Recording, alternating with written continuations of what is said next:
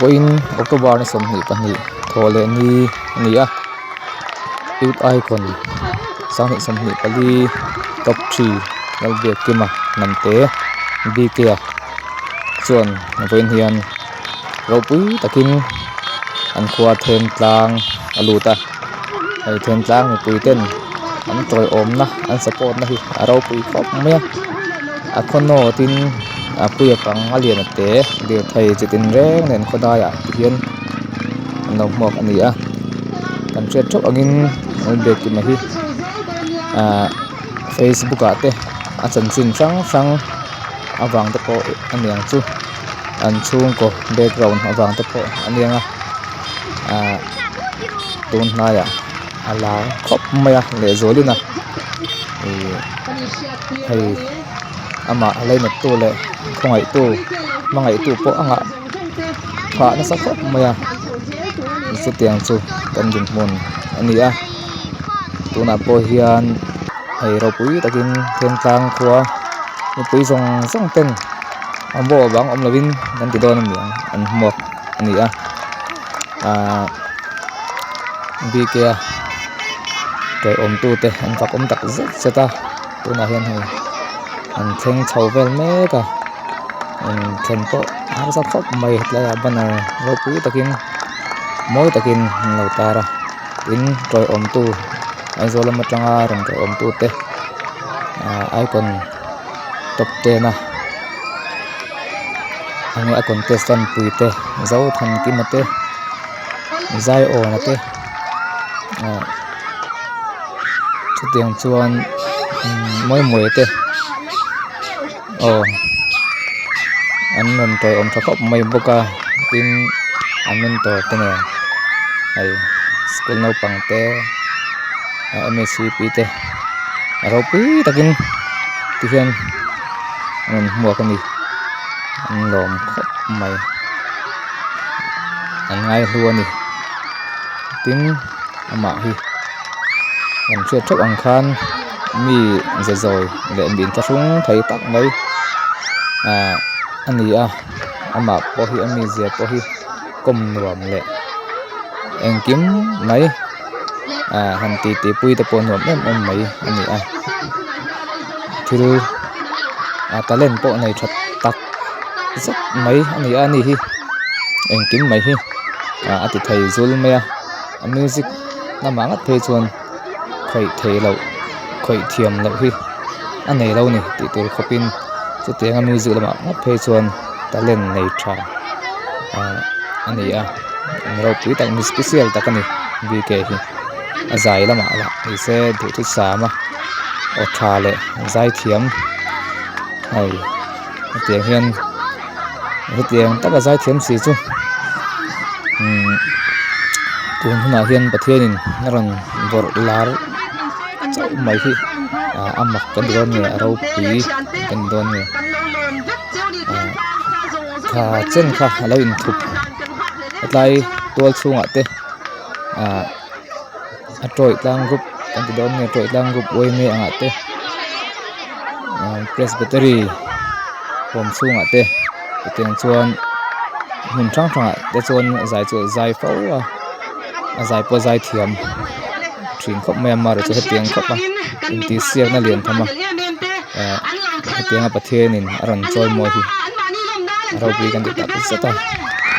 kan lom tak zet satani ni hian bk tran tu te le friends te lang sang ama mai tu te ama tran puina na nge thil pek pe tu zong te chunga po lom thu an se tak me no wa ai bk hi min nem tak ni te za ngai thiam tak mai ni wangin trong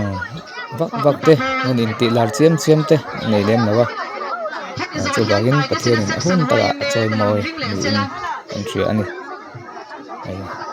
a thiam te nen tuna hian ang par thi han na nei me ka an thian te ho zong po ti hian par thi moi tak nen theng tlang komi pui ten lo mo ka an ti ro pui tak zet zet ani ole kan in lai le tong tu da chuan kan na pa ai ki le u le rei le te an ma ni lom na kan cham to do na ni in lai nang le kan lai che ka ngo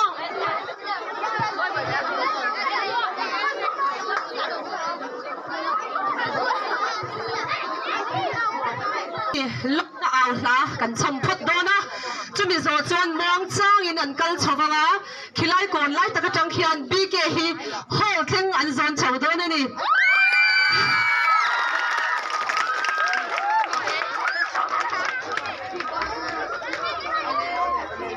ole cái in em hết lang khoa rồi bùi nát lang sang tu lang val bia kima khotlang ta na fashion man la zaram khove la then tlang khotoi sang tu tlang walai bia kima zaram rimoi khove la thang chwa biar khim rol kan khotlom taka hian LBS Suzuki U tai kan sang ni som ni pali le beng ti taya zai rimoi min oi tlei tu te la bia kim nam te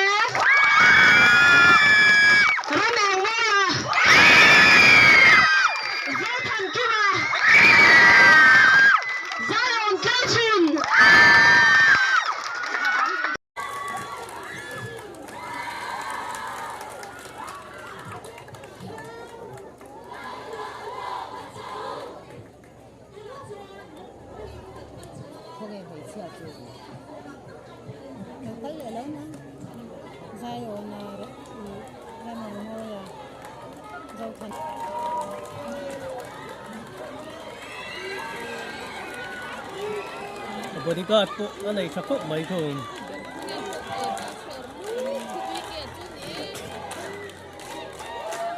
ro pui me khop mai hei bi kia bodyguard ta po commando rolin an ga ta mani ti mai tur ni a tin hei tu na hian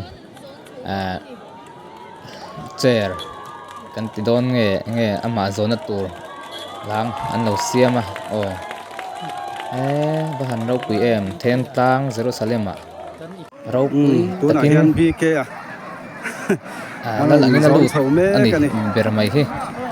yang em a enjoy moi na hi chu over top an hia lang chu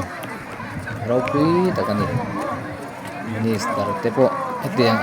takhian tin ang la ya boro ka chon ning lam hi wang to ku me yan ti lai ka ra community hall kan lu tanga function kan thong ha lang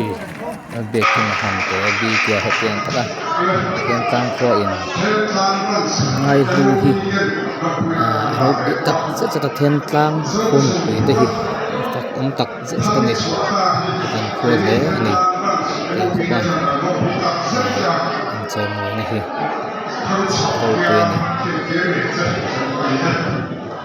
hiền các program hiện giờ hiền lại làm ạ rồi lá một tiền chơi lại hào tù này tiền phát trường việc mình đi tiền bốn tập à không khác thiên này đầu quý tập in chơi mồi để tập ngon đi ngày thơm này lấy cả chuyện này chứ xin tê chơi mồi tê đầu quý tê chỉ giống phải đi cái hiện anh ấy ta mình cái tổ rin quý tên anh chơi mồi anh phát hi đầu quý lẽ anh ấy